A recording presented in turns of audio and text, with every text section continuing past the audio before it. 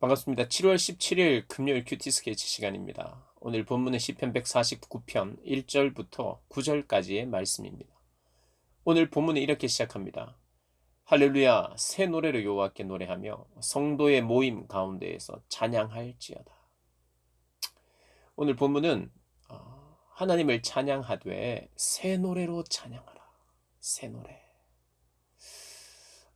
똑같은 노래를 계속해서 반복해서 부르기보다는 새로운 노래로 새로운 내용으로 여호와를 찬양하라.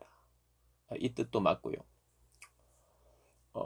그렇지만 이 새 노래라는 것이 가사가 늘 새로워야 되고 멜로디가 늘 새로워야 되고 했던 노래는 하나님이 안 받으시고 그런 건 아니죠. 그런 의미는 아닙니다. 그러나 1차적으로 하나님께서 새로운 내용으로 새로운 감사의 제목으로 그죠? 새로운 깨달음으로 하나님을 찬양하라는 그런 의미겠죠. 근데 이제 시편에 나오는 이 새 노래로 주를 찬양하라라고 하는 이 문구가 여러 군데 나옵니다. 그래서 쭉 종합해 보면 여기에서 말하는 새 노래는 사실 구원의 노래, 구원의 노래로 쓰이는 것이 제일 많습니다. 그러니까 포괄적으로는 구원의 노래입니다. 구원. 하나님이 여기서도 저기서도 이렇게 저렇게 구원해 주시는 그 구원의 하나님을 찬양하는 거예요. 이런 방법 저런 방법. 이런 사건 속에서 이런 고난 가운데서 건져 주시는 수렁에서 건져 주시는 그런 이제 구원의 노래죠. 또 우리가 생각해 볼 수 있는 것은 실제로 또 새 노래가 있다면 옛 노래가 있죠. 옛 노래. 옛 노래. 옛날 노래. 옛날 노래는 옛날 찬양이라기보다는 이들이 탄식하며 시편 150편 중에 한 3분의 1 정도, 50편 정도는요. 탄식하는 시가 나옵니다. 하나님 나 너무 힘들어요. 언제까지 이런 상황이 계속될지 너무 어렵습니다. 힘듭니다. 하나님 일해 주십시오. 언제까지 제가 기다려야 됩니까? 탄식하는 탄식의 노래가 있어요. 탄식의 노래가 옛 노래라면 하나님이 응답하시고 개입하고 역사하셔서 구원해 주신 노래가 새 노래죠. 그런 의미에서는 그런 의미에서 새 노래. 그 새 노래가 즉 구원의 노래죠. 응답하신 하나님의 노래. 그러니까 오늘 이 본문은 명령인데 네가 새 노래로 했으면 좋겠다. 여기서 말하는 새 노래는 구원의 노래요. 응답의 노래인데. 그러면 새 노래를 부를 수 있게 있으려면 새 노래를 부를 수 있으려면 어떤 일이 있어야 돼요? 하나님이 개입이 있어야 돼요. 하나님이 역사가 있어야 돼요. 하나님이 깨닫게 하셔야 돼요. 그러니까 사실은 새 노래로 노래하라 이런 것은 너희 쪽에서 너희들이 새로 작곡하고 새로운 작사를 해서 새로운 곡을 만들어서 나한테 한번 올려봐 이런 의미가 아니라 하나님이 새 노래를 주셔야 되는 거예요. 그렇죠?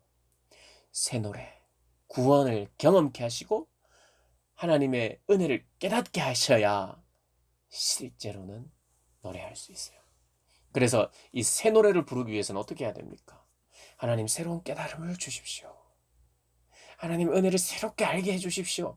그러면 예전부터 30년 전부터 불렀던 노래도 새로운 깨달음 속에 그 가사가 보이기 시작하고 그 새 마음으로 한 번도 예전에 들여보지 못했던 그 찬양의 깊이로 동일한 노래를 10년 전 그 노래를 오늘 내가 깨달은 만큼 그 찬양의 깊이를 더해가서 들을 때 이 노래는 새 노래가 되는 거죠. 그래서 우리는 새 노래를 위해서 우리가 곡을 많이 쓰고 작사를 새롭게 하고 다른 단어를 쓰고 다른 어휘를 써서 만들으라는 것이 아니라 내가 준 은혜를 네가 깨닫고 내가 베푼 구원을 네가 경험해서 그 감격으로 노래하라는 것. 그래서 새 노래는요 하나님 주셔야 할 수 있는 겁니다. 그러니까 이 말은 네가 새 노래로 여호와를 노래하라 라는 것은 하나님께 그 은혜를 구하라는 거죠. 은혜를 구하고 깨달아서 노래하라. 그런데 그 노래를 어디서 하느냐? 여러분 우리 찬양은요 항상 내 삶에서 아침에 일어나서 찬양하기도 하고 내 삶의 현장에서 찬양하기도 하고 혼자서도 찬양할 수 있어요. 그런데 오늘 본문은 성도의 모임 가운데서 찬양하래요.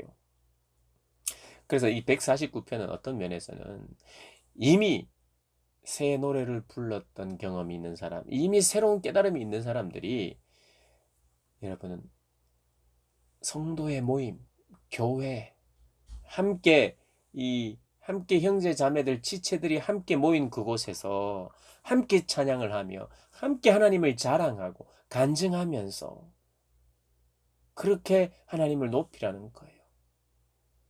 서로가 이야기하기를 그분은 우리를 지으신 분이고 그분은 우리의 왕이다.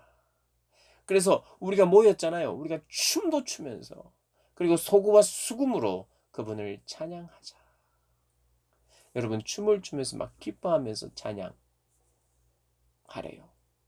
근데 우리 때때로 이런 게 있습니다.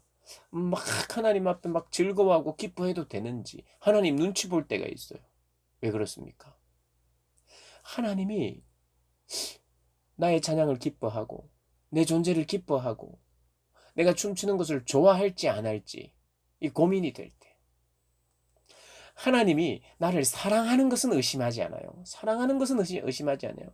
나를 끝까지 기다려줬고 나를 또 용서해줬고 여러분 부모님 말씀을 정말 정말 정말 안 듣다가 부모님이 정말 눈물을 흘리면서 용서해주고 기다리고 이러면 부모님이 사랑을 느끼죠. 그때 눈물을 흘려야 되죠.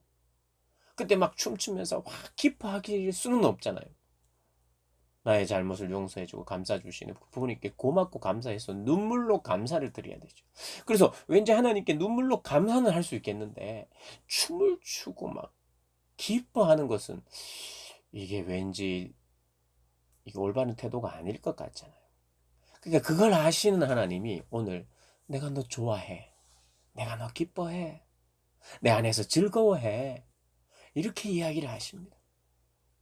하나님이 우리가 용서받고 우리가 구원 얻어서 이제는 하나님의 순종의 백성으로 다시 살아가려고 하는 그런 회복된 마음으로 그런 회복된 태도로 겸손히 주를 바라는 자들에게 아름다운 겸손한 자를 구원으로 아름답게 하시고 또 자기 백성을 기뻐하시는 하나님이라고 말씀해 주세요.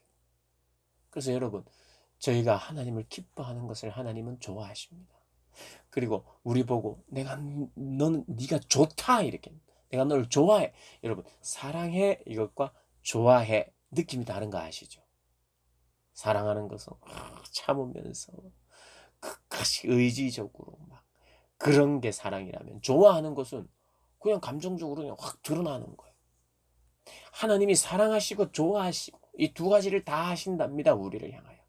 우리를 보면 막 좋은 거 있죠. 그런 좋음이 우리에게 있다고 말해요. 그러니까 우리가 물론 분위기 파악해야 돼요. 지금 막 춤추고 막 기뻐할 때가 아닐 때도 있어요. 어떨 때는 회개하고 통회하고 자복해야 될 때 막 기뻐하고 이러고 춤추고 이러면 안 되죠. 그런데 우리의 태도가 늘 하나님 앞에서 참 무릎 꿇고 눈물 흘리면서 감사만 하는 그런 존재가 아니라 그래서 우리는 참 이 건강하게 균형 있는 신앙생활을 해야 될 것 같아요. 한 번도 눈물을 흘리면서 늘 무릎 꿇고 주님 앞에 고백하고 찬양하고 기도하는 것이 없는 것도 문제고 그 반대도 문제예요. 언제나 하나님 앞에는 엄숙하고 그냥 눈물로만 찬양하고 눈물로만 감사하면 이 정서적으로 신앙이 건강한 정서가 아닌 것 같아요. 시편을 보면 거의 축제처럼 찬양하라는 게 많이 나옵니다. 축제예요, 축제. 하나님 죄를 용서하신 것도 감사하고 눈물뿐만 아니라 축제를 벌이는 거예요. 춤을 추면서 모든 악기를 동원하여서 여기서 모든 악기를 동원하라는 것은 할 수 있는 최선을 다하라는 뜻입니다. 뭐 모든 것을 가지고 음악이 될 만한 모든 것으로 함께 하자는 거예요. 교회에 모여서 성도의 모임 가운데 너희들이 새 노래를 가지고 하되 서로 화합하고 하나가 되어서 기뻐하면서 찬양하라는 것입니다. 내용 없는 기뻐함과 춤춤도 굉장히 문제예요. 그것도 우리가 잘 지도해야 되고 내용 없이 기뻐하면 그것은 그냥 노래를 즐기는 것밖에 안 돼요. 음악을 즐기는 것밖에 안 돼요. 반대로 하나님이 나를 사랑하시는 것만